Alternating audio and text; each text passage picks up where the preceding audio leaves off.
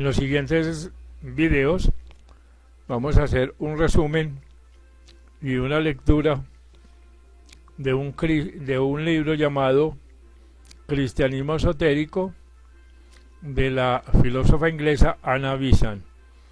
Poniendo el tema en contexto, diremos, como ya hemos dicho varias veces, que la señora Besant era una filósofa que fue directora de la Sociedad Teosófica durante 20 años. De sus conversaciones y de sus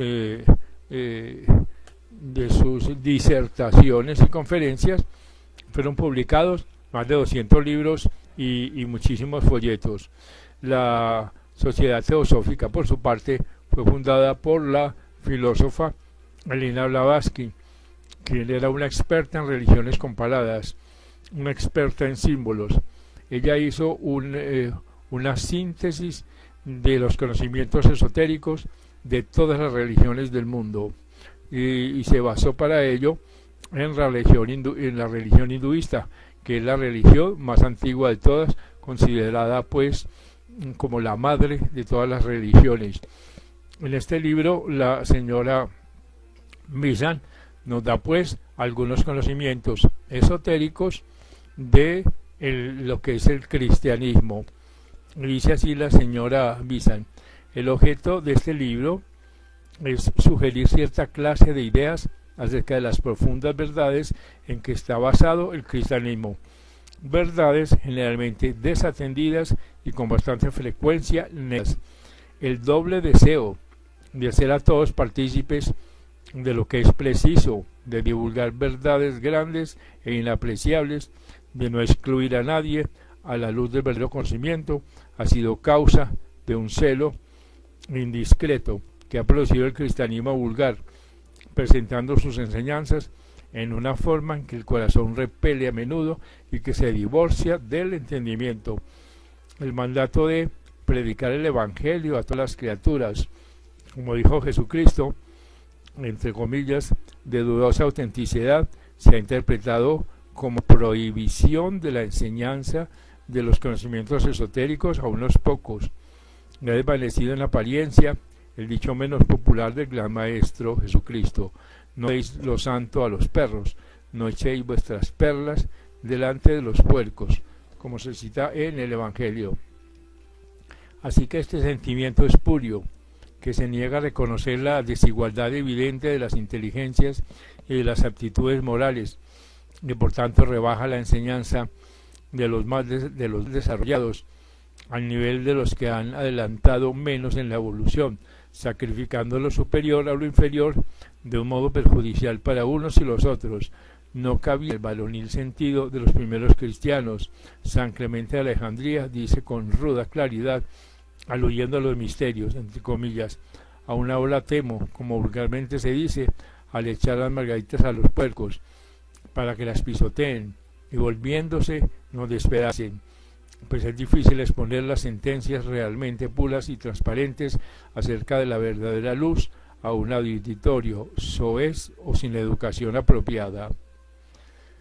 Solo con las antiguas restricciones podrá el verdadero conocimiento de la gnosis, o sea, los conocimientos esotéricos, formar de nuevo parte de las enseñanzas cristianas. La idea de rebajarse al nivel de la capacidad de los menos desarrollados tiene que ser definitivamente abandonada. Para restaurar los conocimientos ocultos hay que dar enseñanzas que estén por encima del entendimiento a los pocos evolucionados y empezar por el estudio de los misterios menores antes de proceder al de los mayores. Los mayores jamás serán dados a la prensa, solo pueden comunicarse por el maestro al discípulo, de boca a oído, como se dice entre comillas, pero los misterios menores, revelación parcial de profundas verdades, pueden restablecerse desde ahora, siendo el objeto del presente libro dar un bosquejo de ellos y mostrar la naturaleza de las enseñanzas que hay que profundizar, donde solo se hacen alusiones a la meditación tranquila sobre las verdades apuntadas a la visibles sus contornos, proporcionando el continuado pensar, una luz mayor que las mostrará gradualmente más y más claras. La meditación aquieta la mente inferior, siempre ocupada en objetos externos. Solo cuando la mente interior está en reposo, puede ser iluminada por el Espíritu.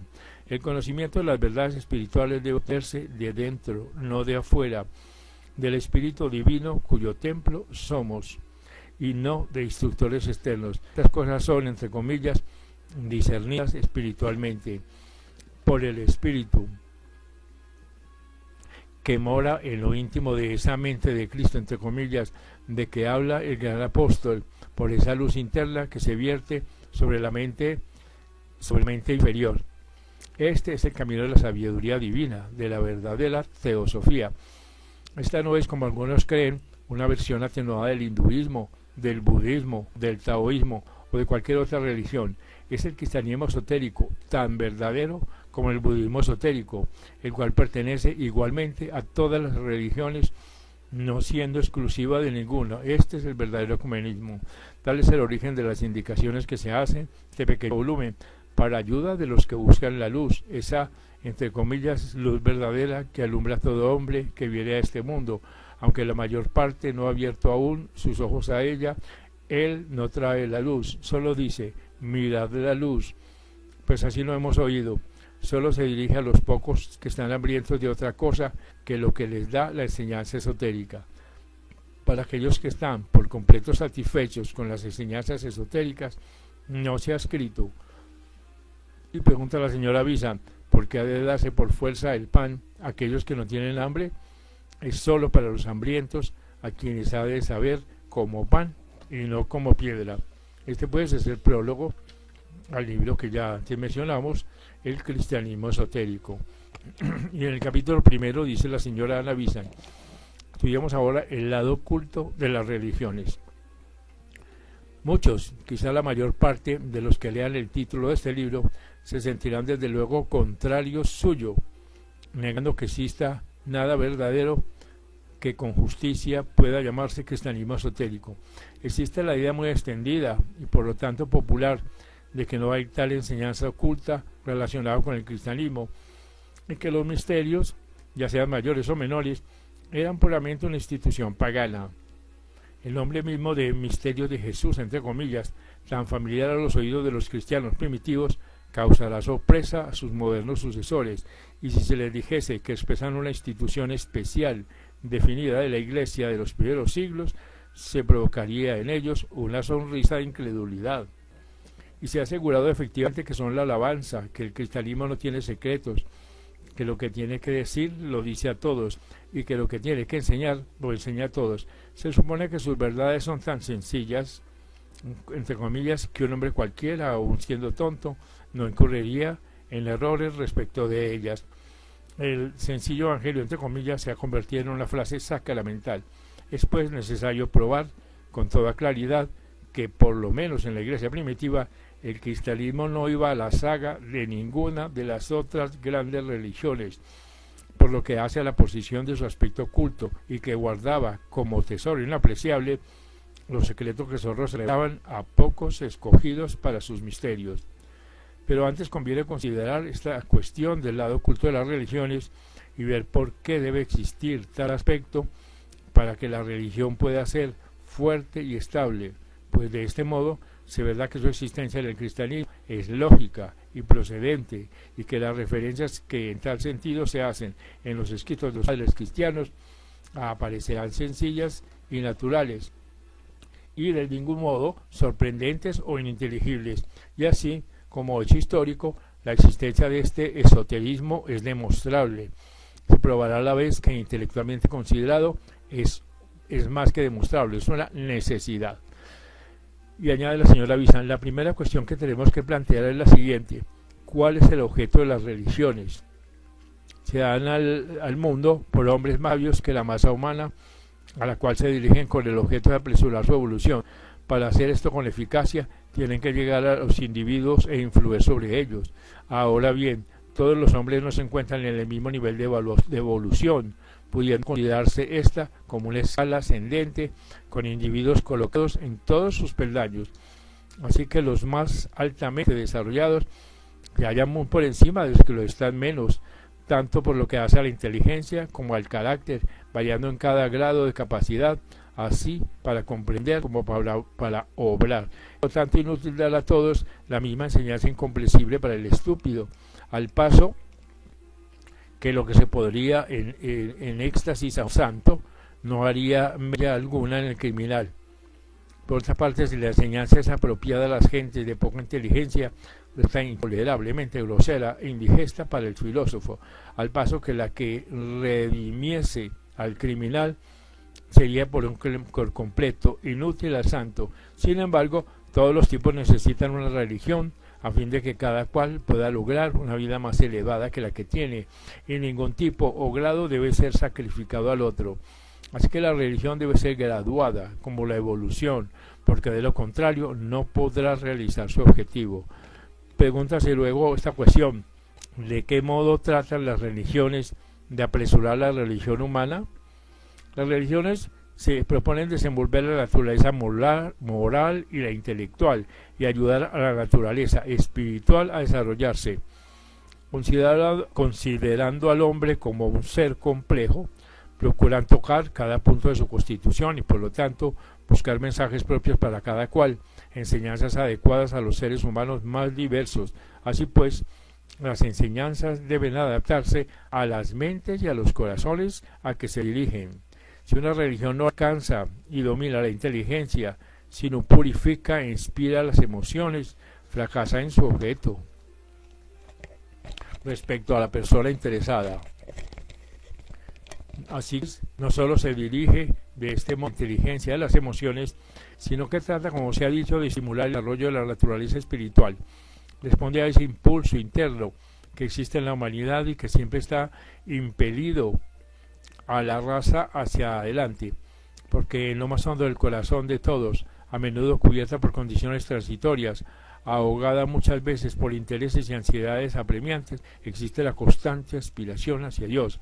Así como el ciervo busca jadeante el arroyo, así el hombre siente la divinidad. Como dicen los libros, la aspiración se interrumpe por un tiempo y el anhelo aparece desvanecido. Ocurren en la civilización, en el pensamiento, fases en que este grito del espíritu humano por lo divino, buscando su origen, como el agua busca su nivel, según el símil de Giordano Bruno, este anhelo del espíritu humano por lo que es de su misma especie en un universo de la parte por el todo, parece acallado, destruido, pero no obstante, el ansia vuelve a mostrarse y otra vez lanza el espíritu el mismo grito. Por más que aparezca esta tendencia olvidada y deshecha, en algún tiempo vuelve a levantarse prudente una vez y otra con persistencia inextinguible, se repite en una y otra ocasión, sin que importe las veces que se le reduzca al silencio, y de este modo prueba que es una tendencia inherente a la naturaleza humana, un constituyente indestructible de la misma. Los que declaran que son de triunfo, que está muerta, entre comillas, la encuentran de nuevo frente a frente, con vitalidad no disminuida. Los que construyen sin tener esto en cuenta, ven más tarde sus bien construidos edificios resquebrajados como si se hubiesen sufrido un terremoto. Los que creen que ha desaparecido, ven las más extravagantes supersticiones suceder a su negación, y de tal modo forma parte integrante a la humanidad que el hombre quiere obtener una respuesta cualquiera a sus preguntas, prefiere respuesta, aunque sea falsa, al mutismo. Si no puede encontrar verdades religiosas, adoptará errores religiosos antes que quedarse sin religión, y aceptará los ideales más torcos e incongruentes antes de admitir que el ideal no existe. La religión pues responde a este anhelo, apoderándose del constituyente de la naturaleza humana, que lo produce, lo educa, lo vigoriza, lo purifica y lo guía hacia su propia finalidad, o sea, la unión del espíritu humano con lo divino, a fin de que, entre comillas, que Dios pueda estar todo en todos. Así que la cuestión que después se nos presenta en nuestro estudio es: ¿cuál es el origen de las religiones? A esta pregunta se han dado dos contestaciones en los tiempos modernos: la de los autores de la mitología comparada y la de los que se inspiran en la comparación de las religiones positivas. Unos y otros dan sus contestaciones en el mismo fundamento de hechos admitidos. La investigación ha probado de un modo incuestionable que las religiones del mundo son, de un modo notorio, similares en sus enseñanzas principales, en la ostentación de poderes sobrehumanos y de una elevación moral extraordinaria de sus fundadores, en sus preceptos éticos, en el empleo de medios para ponerse en contacto con los mundos invisibles y en los símbolos con que expresan sus creencias fundamentales. Esta semejanza, que en muchos casos llega a la identidad, prueba según ambas escuelas un origen común. Pero sobre la naturaleza de este origen común están en desacuerdo las dos escuelas. Los mitólogos sostienen que el origen común es la común ignorancia y que las doctrinas religiosas más elevadas son sencillamente expresiones refinadas de las crudas y bárbaras conjeturas de salvajes, de hombres primitivos, al considerarse a sí mismo y a los que les rodeaban. Animismo, fetichismo, culto de la naturaleza, culto del sol. Estos son los constituyentes de la primitiva arcilla de la cual se ha desarrollado el lirio espléndido de la religión.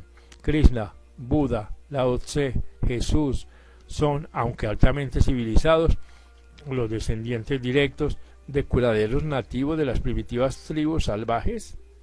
Dios es una fotografía compuesta de los innumerables dioses que personificaban las fuerzas de la naturaleza, así sucesivamente.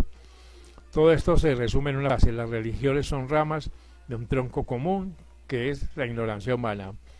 Sin embargo, los religiólogos consideran por su parte que todas las religiones han tenido origen en las enseñanzas de hombres divinos que dan de tiempo en tiempo a las diferentes naciones del mundo, aquella parte de las verdades fundamentales de la religión que las gentes son capaces de asimilar, enseñando siempre la misma moralidad, inculcando el empleo de medios semejantes y aplicando los mismos y significativos símbolos. Las religiones salvajes, el animismo y los demás son de degeneraciones, los resultados de la decadencia, descendientes desfigurados y empequeñecidos de verdaderas creencias religiosas. El culto al sol, las formas puras del culto a la naturaleza, fueron en su tiempo religiones nobles, altamente alegóricas y llenas de profunda verdad y conocimiento. Sin embargo, los grandes instructores, según se alegra por los indios, por los budistas y por algunos religiólogos, tales como los teosofistas, constituyen una perenne fraternidad de hombres que se han elevado por encima de la humanidad, que aparecen en ciertas épocas para iluminar al mundo, y que son los custodios espirituales de la raza humana. Esta opinión puede resumirse en una frase, entre comillas: las religiones son ramas de un tronco común, o sea, de la sabiduría divina. Esta sabiduría divina es llamada también la sabiduría, la gnosis, la teosofía, y algunos hombres en diferentes épocas del mundo han querido determinar de tal modo su creencia en esta unidad de las religiones que han preferido el nombre ecléctico de teosofistas a cualquier otra designación más estrecha. Así que el valor relativo de tienda de estas dos opuestas escuelas debe juzgarse por la fuerza de las pruebas que cada una aduce. La apariencia de la forma degenerada de una noble idea puede semejarse mucho a la de un producto refinado de una idea grosera, y el único método para decidir entre la degeneración y la evolución sería el examen a ser positivo de antecesores remotos intermedios. Las cosas que presentan los creyentes en la sabiduría son de esta clase, que los fundadores de las religiones, juzgados por los anales de sus enseñanzas, van muy por encima del nivel de la humanidad ordinaria, que las escrituras de las religiones contienen preceptos morales, ideales sublimes, aspiraciones poéticas, declaraciones filosóficas profundas a las que tan siquiera pueden compararse en hermosura y elevación los escritos posteriores de las mismas religiones. Esto es, que lo antiguo es más elevado que lo nuevo, en vez de ser lo contrario, que no puede mostrarse caso alguno del proceso refinador y progresivo que se dice que es el origen de las religiones actuales, al paso que pueden exhibirse muchos ejemplos de degeneración de enseñanzas puras, que aún entre los salvajes, si sus religiones se estudiasen con cuidado, se encontrarían muchas huellas de ideas elevadas, ideas que desde luego se vería que están por encima de la capacidad productora de los salvajes mismos. Esta idea ha sido explanada por el investigador Andrew Lang, quien a juzgar por su libro El nacimiento de la religión debe ser clasificado entre los religiólogos comparativos en lugar de entre los mitólogos comparativos.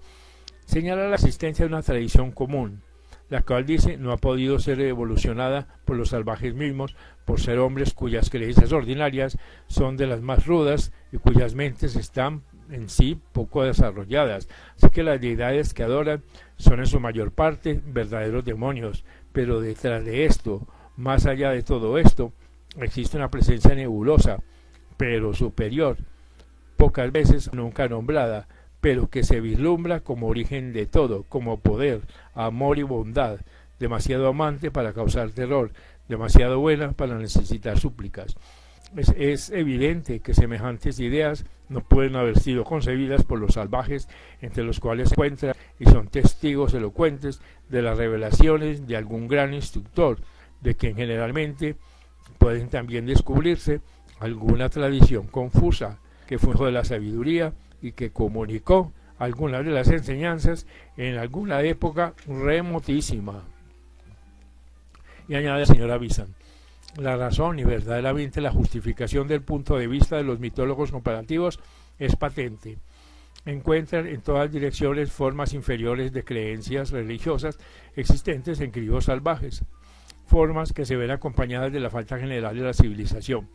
Considerar al hombre civilizado como evolucionado del salvaje, qué cosa más natural que atribuir la religión civilizada a una evolución de la no civilizada. Esta es la primera idea evidente. Solo un estudio ulterior más profundo puede demostrar que los salvajes de hoy no son el tipo de nuestros antecesores, sino de descendencia degenerada de grandes troncos civilizados de antaño, y que el hombre en su infancia no fue abandonado para que creciera sin educación, sino que fue criado y enseñado por sus hermanos mayores, que fueron sus primeros guías. Así, en lo que se refiere a la religión, como a la civilización en general, esta opinión se halla sustanciada. Por eso, como los que la aduce, dando a la cuestión quiénes eran esos hermanos mayores de quienes habla la tradición en todas partes, y continúa diciendo: avanzando más en nuestra investigación, tropezamos luego con esta otra cuestión: ¿a qué gentes se dieron las religiones? Y aquí nos encontramos todo fundador de una religión, dificultad que se refiere al objeto primario de la religión misma, al apresuramiento de la evolución humana, con su corolario de que todos los grados de la humanidad y la evolución debían tenerse en cuenta para él. Así que los hombres se hallan en todos los grados desarrollados. Hay hombres de inteligencia elevada, pero también los hay de una mentalidad de las menos desarrolladas. En un sitio encuéntrase una civilización compleja y altamente evolucionada, y en otros una civilización sencilla y ruda. Aún en medio de una misma civilización se ven los tipos más variados, los más ignorantes y los más educados, los más pensadores y los más superficiales, los más abyectos, y sin embargo a cada uno de estos tipos hay que llegar y a cada uno tiene que ser auxiliado como tal. Si la evolución es una verdad, esta dificultad es inevitable y el instructor divino tiene que hacerle frente y resolverla, porque de lo contrario su obra resultaría un fracaso. Así que si el hombre evoluciona, como evoluciona todo lo que le rodea, estas diferencias de desarrollo, estos diversos grados de inteligencia, tienen que ser una característica de la humanidad en todas partes, y cada religión del mundo debe atenerse a ella. Nos encontramos con una situación tal que no puede haber una sola y misma enseñanza religiosa, ni aún en una misma nación, y por lo tanto, menos aún para una civilización, ni para el mundo todo. Si no hubiese más que una enseñanza, un gran número de aquellos a quienes se dirige escaparían a su influencia. Si se hace a propósito para los de inteligencia limitada, demorará elemental percepción obtusa, a fin de auxiliarles y educarles de suerte que puedan evolucionar. Se dará una religión por completo inservible. Aquellos hombres que viviendo en la acción y formando parte de la misma sociedad tengan percepciones morales más finas y delicadas, una inteligencia brillante y sutil o una espiritualidad desarrollada. Pero si por el contrario esta última clase es la que ha de ser ayudada, si se da a la inteligencia una filosofía que pueda considerarse admirable, si las percepciones morales dedicadas han de refinarse más, si los árboles de la naturaleza espiritual han de llegar a la plenitud del día perfecto, entonces la religión será tan espiritual, tan intelectual y moral, que al ser predicada a otra clase no hará mella alguna, ni en sus mentes ni en sus corazones. Será para ellos una serie de frases sin sentido, incapaces de despertar sus inteligencias embrionarias, ni de darles motivo alguno para una conducta que se ayude a desarrollar una moralidad más pura. Considerando pues estos hechos respecto de la religión, teniendo en cuenta su objeto, sus medios, su origen, la naturaleza y diversidad de necesidades de las gentes a quienes se dirige, reconociendo la evolución de las facultades espirituales, intelectuales y morales del hombre y la necesidad de que cada cual sea educado con arreglo al estado de evolución que ha alcanzado, tenemos consecuencia inevitable que forzosamente se requiere una enseñanza religiosa diversa y graduada, que responda a las diferentes exigencias y auxilie a cada hombre conforme a su estado anímico. Continúa la señora Villán. Hay todavía otra razón para que la enseñanza esotérica sea necesaria respecto a cierta clase de verdades. Es un hecho evidentísimo en lo que se refiere a esta clase que saber es poder. La pública publicación de una filosofía profundamente intelectual, suficiente para educar inteligencias altamente desarrolladas y para atraer las mentes elevadas, no puede perjudicar a ninguno. Puede predicarse sin vacilación, pues no atrae al ignorante, cual se aparta de ella considerándole seca, dura y sin interés. Pero hay enseñanzas que tratan de la constitución de la naturaleza, que explican las leyes recónditas y arrojan luz en procesos ocultos, cuyo conocimiento implica dominio sobre energías naturales, a quienes no pueden dirigir a ciertos fines, como lo hacen el químico con el producto de los elementos con que trabaja. Semejantes conocimientos pueden ser muy útiles a los hombres de gran desarrollo, aumentando su capacidad para servicio de la especie humana. Pero si este conocimiento se hiciese público, podría ser y sería mal empleado como el conocimiento de venenos útiles en la Edad Media por los Borgias y otros. Pasaría a manos de gente de inteligencia poderosa, pero de deseos no refrendados, hombres impelidos por instintos de separatividad, que buscan el beneficio de sus yo separados y a quienes no importa el bien común. Estos serían atraídos por el deseo de obtener poderes que los elevasen por encima del nivel general, poniendo a merced suyo a la humanidad ordinaria, y se lanzarían a adquirir los conocimientos que colocan a sus poseedores en una jerarquía sobrehumana. Con su posesión, pues, se harían aún más egoístas, afirmándose que en su sentimiento de separación, su orgullo sería alimentado y su inclinación al apartamiento se pronunciaría más, y de este modo serían inevitablemente impelidos en la senda diabólica, el sendero de la izquierda, cuya meta es el aislamiento, no la unión. No solo se perjudicarían ellos mismos en su naturaleza interna, sino que se convertirían en una amenaza para la sociedad, que ya sufre bastante por obra de los que han desarrollado la inteligencia que la moral. De aquí arranca la necesidad de conservar ciertas enseñanzas ocultas para aquellos que moralmente no están aún evolucionados. Ellos desean darlos a los que están dispuestos a emplear los instructores que puedan comunicar semejantes conocimientos. Ellos desean darlos a los que están dispuestos a emplear los poderes que confiere en pro del bien general, para apresurar la evolución humana, pero se retraen de comunicarlos a quienes los habrían de aplicar su propio engrandecimiento y a costa de los demás.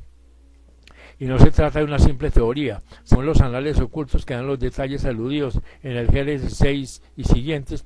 Estos conocimientos serán dados en aquellos tiempos y en el continente de los Atlantes sin ninguna condición rigurosa respecto a la elevación moral, pureza y desinterés de los candidatos. Los calificados intelectualmente para ello eran enseñados, lo mismo que se enseña la ciencia ordinaria en los tiempos modernos. Así que la publicidad, tan imperiosamente dirigida hoy, se concedió entonces, dando por resultado que los hombres se convirtieran en gigantes del conocimiento, pero también en gigantes de la maldad, hasta que la tierra gimió bajo sus opresores y el grito de la humanidad pisoteada vibró a través de los mundos. Entonces vino la destrucción de los atlantes, la sumersión de aquel vasto continente bajo las aguas del océano, algunos de cuyos particulares consignan las escrituras hebreas, el relato del diluvio de Noé y las enseñanzas indas del lejano oriente en el de Vaisbasta Manú. Así que experimentando el peligro de permitir que seres impuros apoderasen del conocimiento, que es poder, los grandes instructores impusieron condiciones rigurosas en lo que respecta a la pureza, desinterés y dominio propio a todos los candidatos de tales enseñanzas. Ellos rehúsan claramente comunicar conocimientos de esta naturaleza a ninguno que no consienta en someterse a una rígida disciplina encaminada a suprimir toda separación de sentimientos e intereses.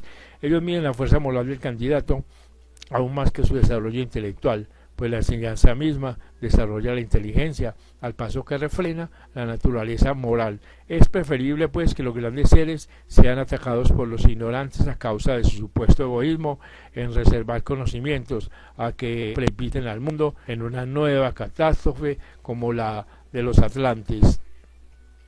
Tales son las razones que justifican la necesidad de un aspecto culto en todas las religiones. Cuando de la teoría se pasaba a los hechos, ocurre naturalmente preguntar: ¿ha existido aspecto oculto en el pasado formando parte de las religiones del mundo? La contestación debe darse inmediatamente y sin vacilar en sentido afirmativo.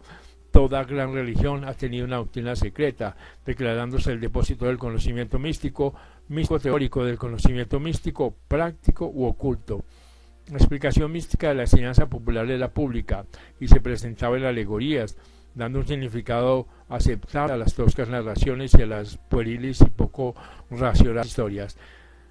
Tras el misticismo teórico, como igualmente tras el misticismo popular, existía el misticismo práctico, una enseñanza espiritual oculta, la cual se comunicaba solamente en condiciones definidas, condiciones conocidas y públicas, que cada candidato tenía que cumplir. San Clemente de Alejandría menciona esta división de los misterios. Dice: después de la purificación vienen los misterios menores, en los cuales hay algún fundamento de instrucción y de preparación que sirven de preliminar para lo que ha de venir después, o sea, los grandes misterios en los cuales se deja de enseñar acerca del universo, quedando solo el contemplar y comprender la naturaleza de las cosas. Imposible es disputar esta actitud a las antiguas religiones. Los misterios de Egipto fueron la gloria de aquel país, a donde se dirigían los hijos más esclarecidos de Grecia, tales como Platón, para ser iniciados en Sais y en Tebas por los maestros de la sabiduría. Los misterios de Mitra en Persia, los misterios de Orfeo y de Baco, los misterios menores de Eleusis, los de Samotracia, de Sitia y de Caldea, son conocidos y son familiares, al menos en el nombre.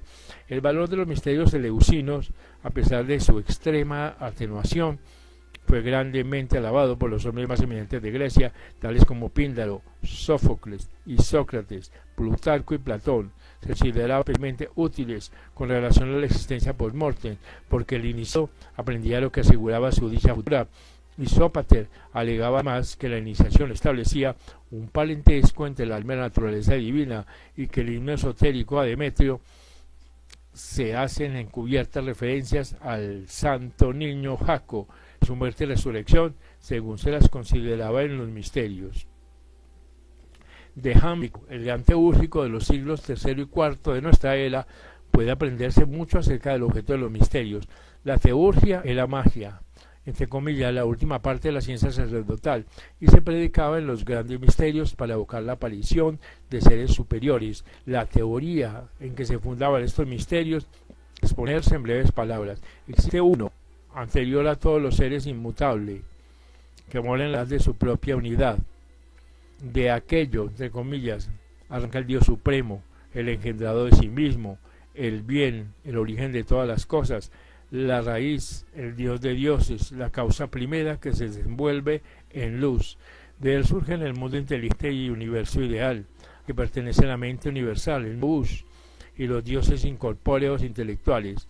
De él procede el alma del mundo, a la cual corresponden las formas divinas intelectuales que están presentes en los cuerpos visibles de los dioses. Luego siguen varias jerarquías de seres sobrehumanos, arcángeles, gobernantes, como creadores, demonios, etc. Así que pues el hombre es un ser de un orden inferior, cuya naturaleza está relacionada con aquellos a los cuales es capaz de conocer. Este conocimiento se adquiría en los misterios y conducía a la unión con Dios. Así pues, estas doctrinas se explican así en los misterios. Abre comillas. La emanación de todas las cosas del uno se vuelca hacia él mismo y la completa dominación de él. Además, aquellos seres eran evocados y aparecían algunas veces para enseñar, otras para elevar y purificar con su mera presencia. Los dioses, dice Jámblico, benévolos y propicios, comunican su luz a los teúrgicos con profusión no envidiada, atrayendo sus almas, procurando unirlos así y acostumbrarles aún viviendo en el cuerpo, a separarse de él y a dirigirse hacia su eterno principio inteligente, porque abriendo comillas, teniendo el alma una vida doble, la una en unión con el cuerpo y la otra separada de él, es de todo punto necesario conocer el modo de separarla, a fin de que así pueda unirse con los dioses por medio de su parte intelectual y divina y aprender los genuinos principios del conocimiento y las verdades del mundo de la inteligencia. La presencia de los dioses nos comunica realmente la salud del cuerpo, la virtud del alma, la pureza de la inteligencia. En una palabra, eleva todo nuestro ser a su naturaleza propia. Exhibe lo que no es cuerpo como cuerpo a los ojos del alma, por medio de él los del cuerpo. Cuando aparecen los dioses, el alma obtiene la libertad de las pasiones, una perfección ascendental, una energía más excelente en todos los conceptos, participando del amor divino y de una alegría inmensa. De este modo, alcanzamos una vida divina y nos hacemos divinos en la realidad. El punto culminante de los misterios era la conversión del iniciado en un dios, ya fuese por la unión con un ser divino fuera de él, ya por la realización del yo divino en él. Esto se llamaba éxtasis, estado al cual el yogi llamaría samadhi, samadhi elevado, para el cual ha de hallarse el cuerpo grosero en estado de trance, efectuando entonces el alma libertada su unión con el gran ser. El, entre comillas, éxtasis no es una facultad, sino un estado del alma en el cual se transforma de tal modo que percibe lo que antes estaba oculto para ella. Tal estado no será permanente hasta que nuestra unión con Dios sea irrevocable. Aquí en la vida terrestre el éxtasis no es más que un relámpago. El hombre puede dejar de ser hombre y convertirse en un Dios, pero no puede ser Dios y hombre al mismo tiempo. Así que Plotino declara que había alcanzado ese estado, pero solo 3 veces por entonces. Proclo enseñaba también que la única salvación del alma es volver a su forma intelectual, con lo que escapa del círculo de la generación y del mucho divagar. Alcanza el verdadero ser, comillas, la energía simple y uniforme del periodo de identidad en vez del periodo de excesivo y vago movimiento que se caracteriza por la diferencia. Esta es la vida que buscaban los iniciados, por Orfeo en los misterios de Baco y Proserpina, y este es el resultado de la práctica de las virtudes purificativas o catárticas. Así que tales virtudes eran necesarias para los misterios mayores, porque se referían a la purificación del cuerpo sutil en lo que actuaba el alma cuando se hallaba fuera del cuerpo grosero. Las virtudes políticas o prácticas pertenecían a la vida ordinaria del hombre y hasta cierto punto se exigían antes que pudiera ser candidato para una escuela como la que se ha descrito. Luego venían las virtudes catárticas, por cuyo medio el cuerpo sutil, el de la mente inferior, era purificado. Y en tercer lugar, lo intelectual, perteneciente al augoides, a la forma de luz del intelecto. Después lo contemplativo paradigmático, por medio de lo cual se realizaba la unión con Dios. Porfirio escribe, comillas, aquel que actúa con arreglo a las virtudes prácticas es un hombre digno, porque el que actúa con arreglo a las virtudes purificadoras es un hombre angélico, o también un buen demonio. Aquel que actúa con arreglo a las virtudes intelectuales tan solo es un dios, pero aquel que actúa con arreglo a las virtudes paradigmáticas es el de los dioses.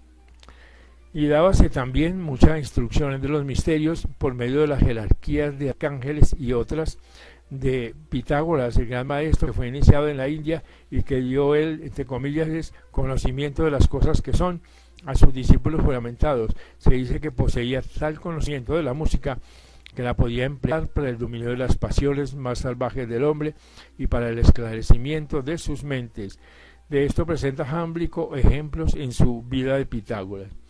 Parece probable que el título de Teodidactos, dado a Amonio Sacas, el maestro de Plotino, se refería menos a la sublimidad de esas enseñanzas que a la instrucción divina que recibió en los misterios.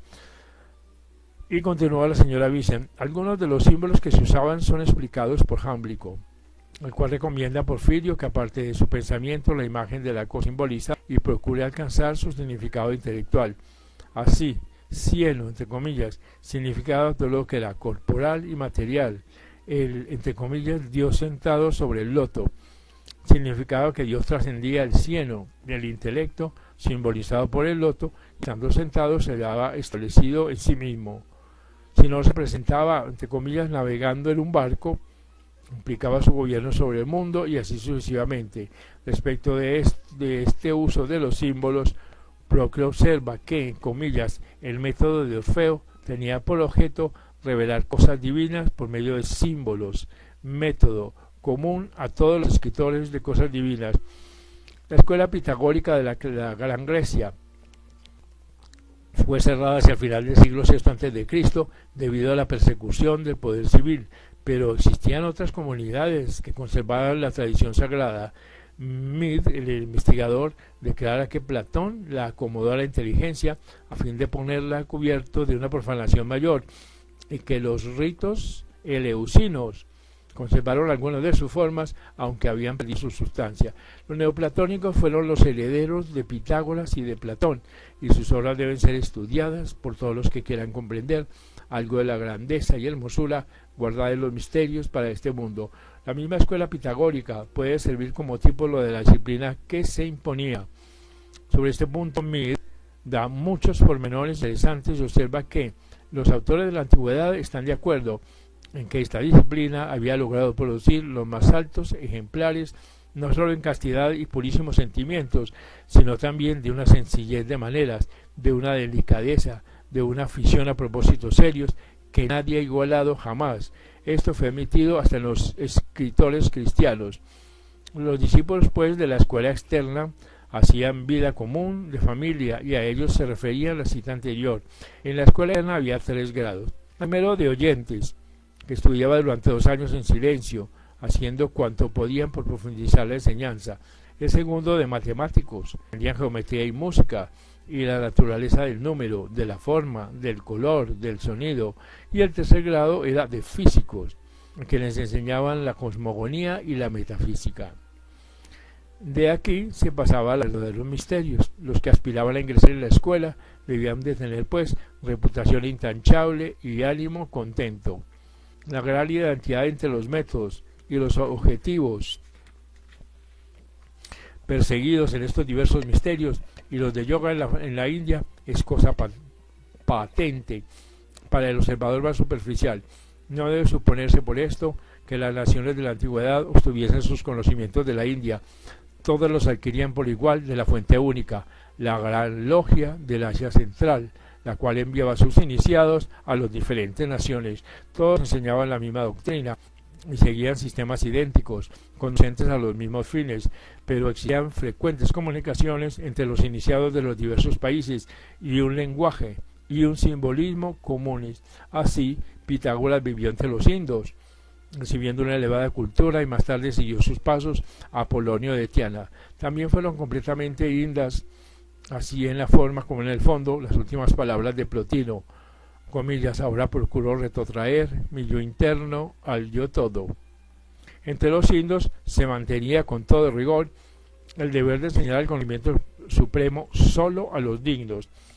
El misterio más profundo del fin del conocimiento no es comunicable sino a un hijo o a un discípulo, cuya mente esté tranquila. También después de un bosquejo del yoga leemos: levantaos, despertad, habiendo encontrado a los grandes, oíd. Es tan difícil andar por la senda como por el cortante final, así dicen los sabios. El instructor es necesario porque la sola enseñanza escrita no basta. Así que el fin del conocimiento, entre comillas, es conocer a Dios, no es solo creer en Él, sino convertirse en uno con Él. No es solo adorarlo desde lejos, el hombre debe comprender la realidad de la existencia divina y después conocer, no ya creer vagamente y esperar que su propio yo más íntimo es uno con Dios y que el objeto de la vida es realizar esta unidad. La religión pues debe guiar al hombre a esta realización, de lo contrario valdría tanto como hacer sonar bronces o címbalos, entre comillas. Así también se aseguraba que el hombre debía aprender a abandonar el cuerpo grosero. Separe el hombre su alma de su propio cuerpo con firmeza, como un tallo de hierba de su vaina. Y vio en la aura emancebada de altura mora el inmaculado e inmutable Brahman. Él es la radiante y blanca luz de luces, conocida de los que conocen el yo. Cuando el vidente mira al Creador de color de oro, el Señor, al Espíritu, cuya matriz es Brahman, entonces, habiendo desechado el mérito o el demérito, alcanza inmaculado y sabio la unión con ella. Tampoco los hebreos carecían de conocimientos secretos y de escuelas de Dios. La reunión de profetas en la Job, presidida por Samuel, constituía una escuela de estas y la enseñanza oral era transmitida entre ellos.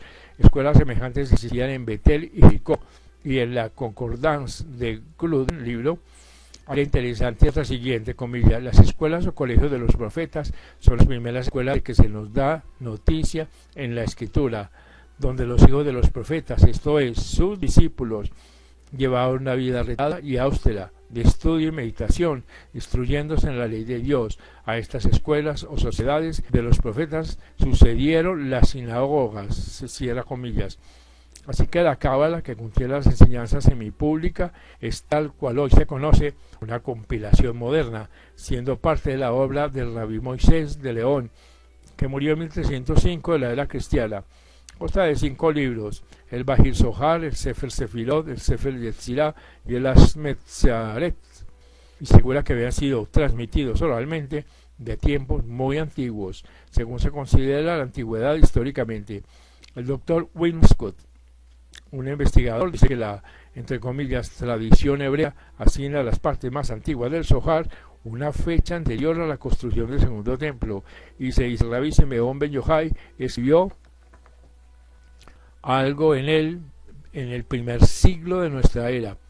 Así que el Sefer Yetzirah es mencionado por Saad Nost, que murió en el año 940, como muy antiguo, entre comillas. Así algunas porciones de la antigua enseñanza oral han sido incorporadas a la Cábala, tal como es ahora, pero la verdadera sabiduría arcaica de los hebreos permanece bajo la custodia de unos de los verdaderos hijos de Israel.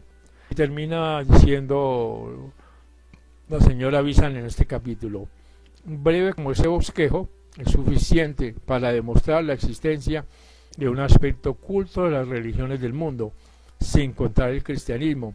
Y ahora podemos examinar la cuestión de si el cristianismo era o no una excepción de esta regla universal. Este pues es una introducción al tema del cristianismo esotérico por la señora Ana Bizan.